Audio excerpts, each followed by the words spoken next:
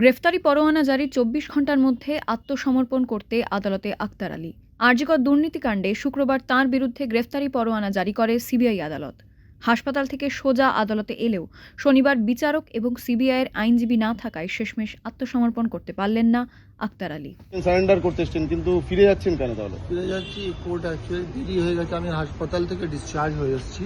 এখন এসে দেখলাম কি 12:30টার সময় কোর্ট উঠে গেছে, শনিবার আজকে, এবং আমার অ্যাডভোকেট আসেননি। তো অ্যাডভোকেটের সঙ্গে সারেন্ডার করতে হবে। আমি আবার সোমবার সারেন্ডার। তো এফবিআই যেটা আবার এগেনস্ট এলিগেশন দিয়েছে সেটার সঙ্গে আরজিকরের কোনো ডাইরেক্ট দুর্নীতি নেই।